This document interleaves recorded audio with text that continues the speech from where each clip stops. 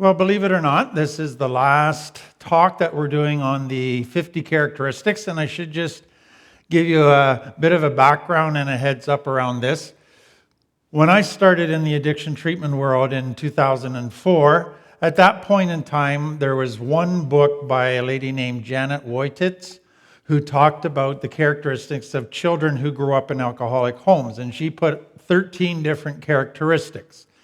And that was really the introduction to me to begin looking for characteristics that a child has who grows up in an alcoholic or an addicted home. And then as the whole world of complex trauma became more and more understood, I began looking for common characteristics that people with childhood trauma have. And so I kept a list that I gradually added to as I taught workshops and counseled and dealt with clients, and got up to what became the 50 characteristics of complex trauma. But what you don't realize is that I've been adding to that list. And so though we've advertised this as 50 characteristics, there's actually now 60 characteristics. So that's what I want to do in this final talk, is do the final 13 characteristics of complex trauma. So the very first one in this set is almost everybody with complex trauma struggles with depression. There are two types of depression. There's one where there's a chemical imbalance in the brain. A child can be born that way, it be a genetic thing, and that person usually needs medication to help the brain get the right chemical balance and deal with their depression. But complex trauma adds another type of depression, and that is from a bunch of different aspects of complex trauma. First of all, it's from a child that grows up in just very negative situations. Life sucks. There's a lot of things that are happening where they're getting hurt, that are being frustrating, discouraging, feeling like failure. And so their whole life has quite an imbalance of negative greater than positive experiences. And so that just has that circumstantial type of depression that just feels very negative, very depressing. With that, there's also the shame element. So when you grow up in complex trauma, you grow up feeling that you're neglected or abused or abandoned because it's your fault. And so then you don't like yourself because you think you're not good enough. There's something wrong with you. And so when you live every day with that feeling of not being good enough, that's very depressing.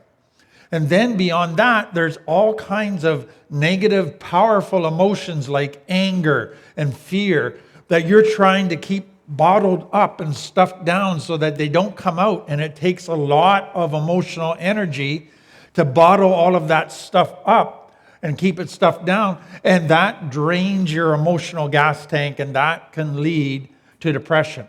And then there's part of the shame is you turn your anger on yourself and you hate yourself and you beat yourself up. And that becomes something that feeds depression as well. And so I would say that over 90% of people with complex trauma end up with a certain amount of depression. And if you take that further, most people on the more severe end of the complex trauma spectrum have struggled with suicidal thoughts. The brain cannot tolerate pain. It is always looking for a solution. And in most families that are healthy, when there's pain, that pain can be resolved so that the person can return to a place of joy. In complex trauma, the brain is looking for a way to resolve all this pain, but isn't finding one. And so the option that becomes more and more likely to them or viable to them is to end it all. And so suicide can end up in the thinking of those who struggle with complex trauma. So depression is a very, very common thing within complex trauma. The next is boundary issues. Now, when I teach boundaries, what I'm talking about to people are boundaries are the rules, the principles, the guidelines that we live by that keep us safe and that keep us healthy. So they're like going down a mountain road and there's guardrails on each side that as long as you stay within the guardrails, you're safe. As soon as you go outside of those guardrails into unhealthy, then there's going to be very painful negative consequences. And so boundaries are designed as good things to protect us and show us how to be a healthy person. Take that a little bit further. What you need with boundaries is internal boundaries, so rules you choose to live by that affect how you're going to deal with your physical world, your body, sleeping, eating, exercise, your recovery world, meetings you're going to go to, going through the steps, people you're going to avoid, places you're going to avoid. All of those are rules that keep you healthy. And then what you have to do within your emotional world and spiritual world to keep healthy. And so you make rules for yourself, and then you set up a routine and you discipline yourself to follow those routines. Those are internal boundaries. There's also external boundaries, which are two parts to that. The first is the rules that you're going to live by within relationships. So you might say, I'm not going to let somebody disrespect me. I'm not going to let somebody lie to me and stay in a relationship with them. If they disrespect me or lie to me, there's a consequence, and I'm going to either pull away from that relationship or not let them in my life as much. And then the second part of boundaries is that how close do I let people get to me? How much of my time do I allow them to take? How much do I allow them to text me and phone me when they're struggling and have a problem? So I set boundaries that control how close I let people get into my life. Now, the problem with complex trauma is it takes the good system of good, healthy rules, boundaries, and it makes it very confusing. And a lot of the boundaries that kids grew up with weren't for their best, weren't to keep them safe or healthy. They were for what made their authority figures comfortable. And so there's a lot of distortions and misteaching that they feel around the subject of boundaries. And that makes it very difficult for them going into adult life to have healthy rules for themselves, for their relationships, and for how close they let others in. So what happens in a complex trauma home is a whole bunch of different possible things that mess up an understanding of healthy boundaries. So the first one would be in the area of some complex trauma homes have very, very strict boundaries. Others have no boundaries at all. So some there's a 1,000 different rules about every little thing. Other is do whatever you want. Neither are healthy. And then some in complex trauma homes are inconsistent boundaries or the inconsistent enforcement of boundaries. So some days dad makes a rule, the next day he doesn't follow that rule. Some days he quickly punishes you if you break a rule. Other days if you break that same rule, he lets you away with it. And so boundaries are never consistent. They're never consistently enforced. The consequences aren't consistent. And that can really mess up a person. And then there's a double standard often. So dad was allowed to be angry, but nobody else was. Dad was allowed to lash out at people or be lazy, but nobody else was. A double standard. And that makes you begin to realize that this isn't what's about best for me. This is all about what's best for them. And so you're taught to adapt your life, to give up your needs in order to accommodate their boundaries, which are all very self-serving. Many children aren't able to set boundaries with their parents. So their parents can just barge into their room, go through their drawers, read their journal, their diary, and if they say no to their parents and request some space, they get punished for that. So there's certain people and they're thinking that you can never say no to. And if you do, you're going to pay for doing that.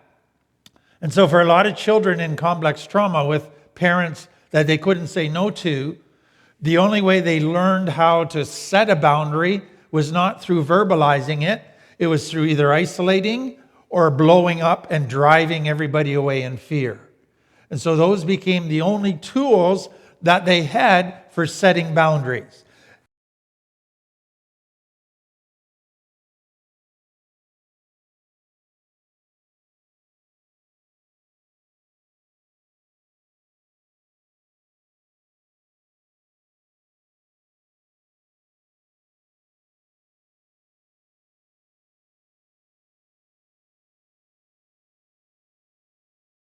Neither of those are healthy, but those were all that they had. And then for many people with deep shame issues, where they feel that they're not lovable and they're not valuable, they're afraid to say no to people. They're afraid to set boundaries because they're afraid that the people won't like them then, that the people will be mad at them and they can't stand the thought of that happening. So there's a huge fear of saying no. And then they are set boundaries, but others can get them to change those boundaries. So they might say to their parents, we don't want you coming over this weekend because we got a bunch of things planned. And then the parents will guilt trip them.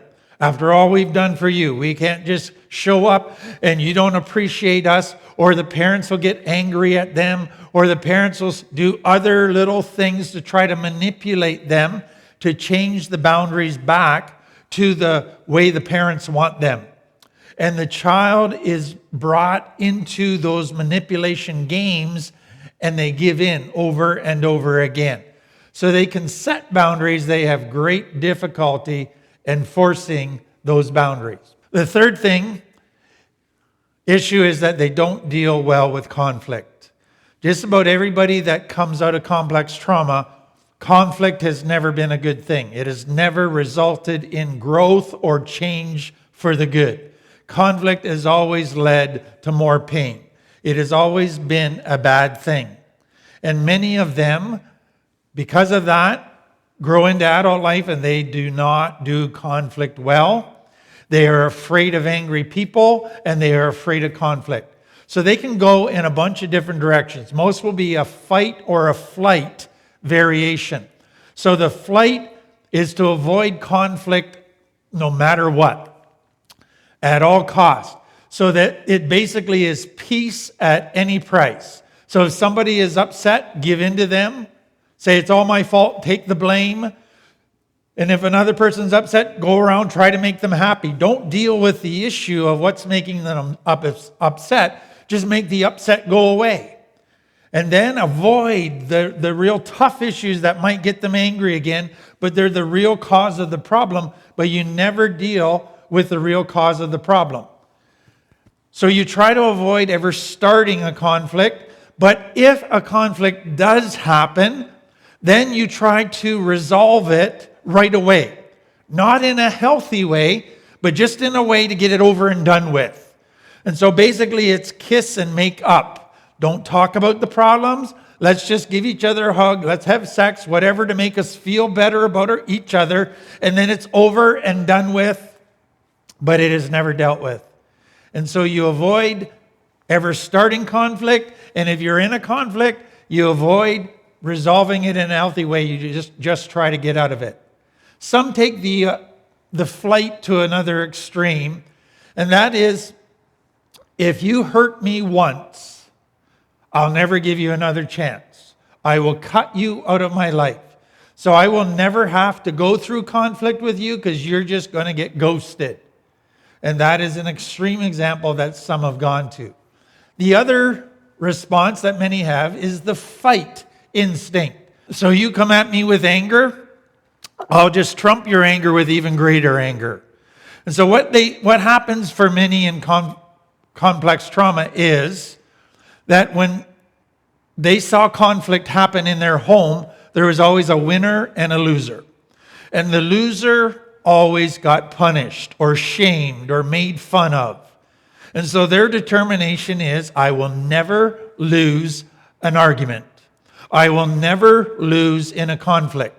So I will break the rules. I will do dirty things. I will resort to whatever I need to resort to in order to win this conflict, even if it's violent, explosive, and anger. And some, anger becomes one of their greatest weapons to get what they want, to give them energy, to make them feel powerful, to even give them a rush. So they don't deal well with conflict. Okay, let's move on. The next characteristic of people with complex trauma is they become super responsible, which is either they're perfectionists or super irresponsible. So what they're saying is, if I'm perfect, then people will respect me. Then people will see me as valuable. Then people will see me as lovable, and they'll want me in their life. Some go, why even bother? I'm not going to be able to be perfect, so why bother trying? So never try anything new. Never take on responsibility, because you're going to fail anyways and disappoint people. So they go to the other extreme to be very irresponsible. The next one. When a person in complex trauma is a child, they often will hate the person in authority in their life, dad or mom, and they might say, I'm never going to be like my dad. I hate what my dad is. And often as a child, basically they give up their rights and they act like the mature adult, and they take care of dad's needs and dad's immaturity. And he's allowed to have temper tantrums and be a selfish little child. And they make all the allowances for that. And then they now move into being in authority themselves. And all of a sudden they go, I don't have to listen to anybody's rules. I don't have to put my needs aside. I can finally get what I want. And all of a sudden they become this very selfish person themselves, and they end up becoming just like their dad. And so people from complex trauma hate people in authority, but when they get authority, they don't know how to handle it. And it ends up making them become like the very people that they hated. Next one, double standard in relationships. So you got that growing up with a double standard as far as boundaries. Now it's very easy to bring that into your relationships. And so you might say to your partner, I can go through your phone, but you can't go through my phone. I can go through your Facebook account, but you can't look at my Facebook account.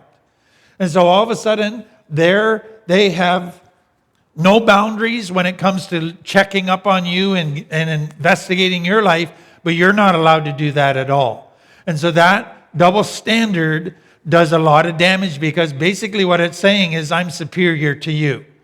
I can do stuff and I can live by a different set of rules than you can, and it sets up a relationship to fail. Next, they grow up with a very distorted view of love. It's sad to say that many people from complex trauma have never experienced genuine, consistent love. Love that has no strings attached. What many of them experience is love with strings attached. Love is simply what you do as far as actions. You're really nice to a person to manipulate them, to get them to do what you want, to get them to give you something.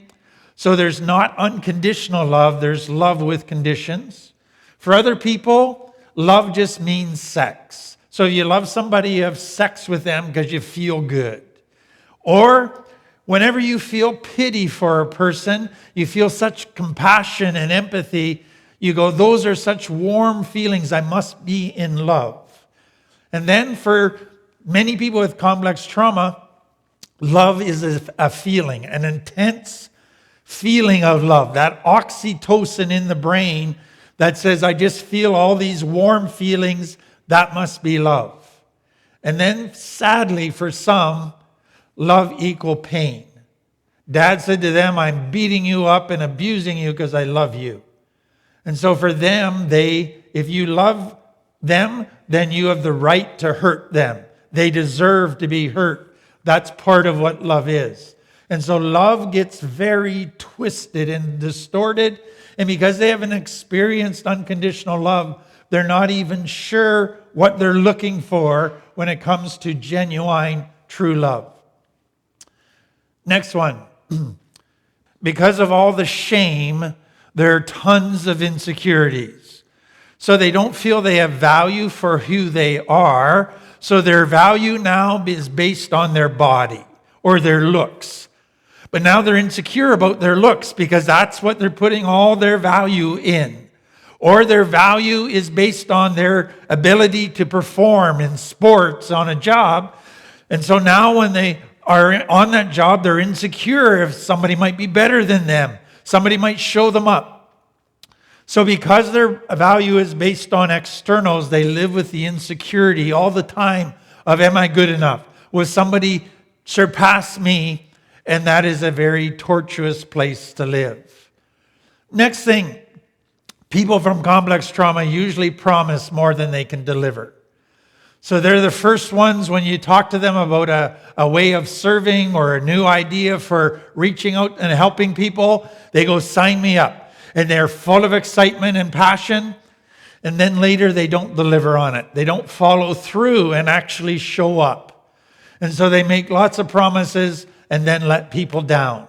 And that sadly has a lot of negative effects when they make those promises to their kids and then don't follow through on them. The next one is they don't have a healthy sense of what loyalty is, or healthy loyalty. So they grew up in a family where they were told families stick together. We're blood. We're there for each other. We have each other's back. But what happened for many people is a couple different things that cause this loyalty thing to be confused. Number one is you never talk to others about your problems. You solve everything internally because we're loyal to the secrets of this family. That's not healthy loyalty. And then the next thing is they find that they're keeping secrets only about the bad stuff their family's doing. So loyalty means you never rat out your family. You enable them to do hurtful things and wrong things and take away all the consequences of that. And so loyalty is tolerating hurtful behavior, never requiring people to grow up and face consequences, and it gets very distorted. Whereas healthy loyalty is loyalty first and foremost to love and truth. That's my highest commitment. And if you're outside of that, I'm not going to enable you to stay there and clean up your mess and lie for you. No, because that's allowing something that's making you sicker and is making me sicker and is hurting our family. So to be loyal to a family in a healthy way, I first have to be loyal to love and to truth.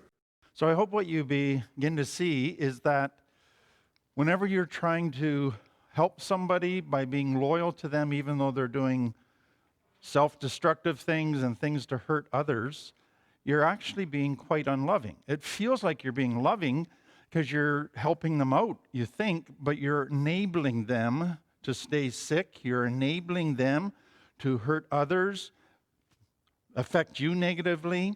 And so what feels like a loving action is actually a very unloving action. And that's very hard to face, but it becomes important because when a person is on a self-destructive pattern in life, they're not going to change until the pain gets greater than the reward. And as long as you keep taking away the consequences, which are the pain, in their mind, why do I need to change? And so the more you're able to let them go and experience the consequences, the higher the probability that they're going to have enough change to force them to want to change. The next one that comes out of complex trauma is distorted thinking. What I find interesting is that a child growing up in a home of complex trauma is trained how to twist their brain and believe distortions. So if they go to dad and say, can I have a friend over? They're just asking for a need to be met of relationships, but dad says, quit being so selfish. And to the child, they just assume dad is right. So I must be selfish. And so they twist their brain trying to get it around the fact that I'm a selfish person. And they believe that. And so that sets them up to develop all kinds of distortions in their thinking that really hurt them down the road. So just a couple of them to give you an example. All or nothing thinking, black or white. So it's a person that says, unless I am doing everything in recovery perfectly, I'm a total failure. I'm not doing recovery at all. And so one extreme or the other are the only options. They're not able to say, recovery, yes, I'm working at it, but I will stumble and fall once in a while, but I want to learn from that. No, that's too gray. That's too undefined for them. It has to be I'm doing it perfectly or not at all. Or you might have a person who says, you're only my friend if you support me even when I'm doing bad stuff. If you don't support me when I'm doing bad stuff, then you're my enemy. There's no middle option. There's no other way of looking at it. The next one that is very common in the distortions is the person that begins to interpret certain events in their life and jump to the worst case scenario. So somebody doesn't talk to them that day or answer their text that day, and they go to, I guess they don't like me anymore. Or somebody's not as happy around you as they might normally be, and you focus on that and you go, I think they're getting ready to leave me. Maybe they're cheating on me. Maybe they're getting ready to abandon me or end the relationship. And you jump there and predict the future from that negative perspective. And then there's an element for many people of fantasy thinking or magical thinking. So they grew up in a home that was very dysfunctional, lots of hurt and pain, and they escaped through fantasy. And what was easy for them to do is to begin to think in their mind, if only this happened, we'd have the perfect family. If only this happened, everybody would like each other. And in the fantasy world, it seems like it's true. If we just could get this one thing, everything would be perfect. Many come into recovery like that without even realizing it. They're still looking for that one thing that's going to make recovery easy and make their life perfect again. And that sets them up to be disappointed, disillusioned, and to say, what's the point? Next one. Growth for people in complex trauma. Growth and change can often result in them wanting to undo that change and that growth. Let me explain it this way. We don't change unless there's enough pain in our life that we go, I can't keep living here. And then once we get to that place, we make a change, and often we immediately see positive benefits. People are happier with us. People start to trust us. We get our job back. We get some debts paid off. We get our kids back. And we go, wow, that change was so good. But then, without even realizing, something else begins to happen. You now have entered into the unknown. You've never been to this place before. And that causes fear, but it also causes uncertainty because you don't know how to live here. You don't know what normal or healthy looks like. And so your mind starts going with, do I do this? Do I do that? And it's very confusing. And then you might even get people in your life who wanted you to change, who now come to you and say, we like the way you used to be. We don't like this new you. You're not playing the old rules in the family anymore. You're not as much fun anymore. And so you now get opposition, you get persecution, and that can be very confusing for you. And then you can also, as you begin to deal with something, then you realize, oh, now I got something else to deal with. So let's say that you've been struggling a lot with anger, and you start to deal with the anger and you see positive results, but then you see a lot of your anger comes from deep shame. And so you realize, oh no, not only did I have to deal with anger, now I got to deal with shame. And then you start dealing with your shame and you realize, oh, my shame comes from the abandonment. So I got to deal now with my abandonment. And so the change would seem positive now just seems like it's going to be a whole lot more work. And that can be very confusing for people. And so there's all kinds of different things that happen when you start to change that feel negative.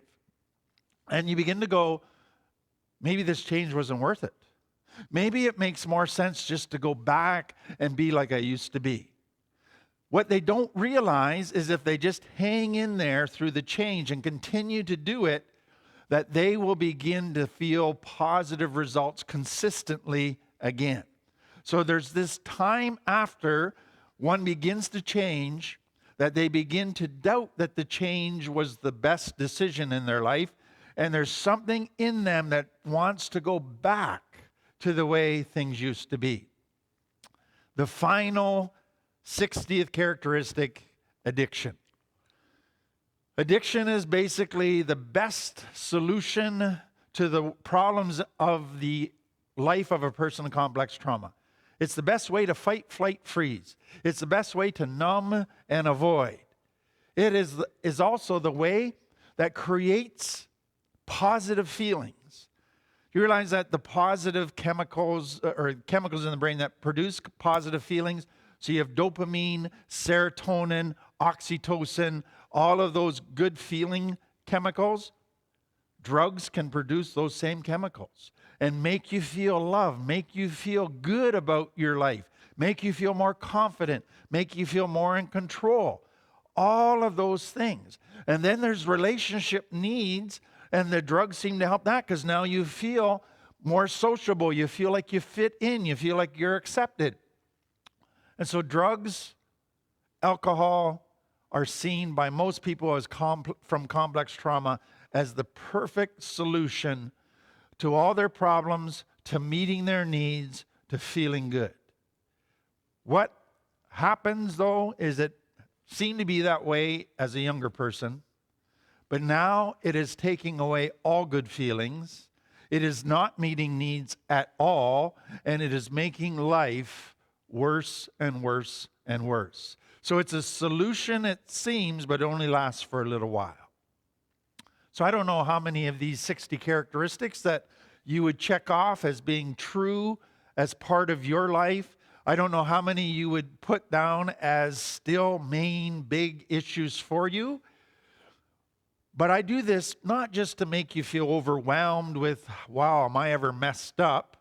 I do it so you begin to see the patterns in your life, the ways you've developed to cope and relate to others. And then also the ways that you start to see yourself. All of those need to change. All of those are unhealthy. And so I don't just teach it so you sit there. I teach it so that you begin to realize I need to have a healthier way of relating to people. I need to figure out what I got to do to find safe people that I can trust, that I can open up to, where I can take my mask off. All of those things so that you can come out of this consequence of complex trauma, stuff that you did in order to survive but that no longer works, that you can come out of that and learn a new way of living with healthy tools that leads to genuine happiness and joy in your life.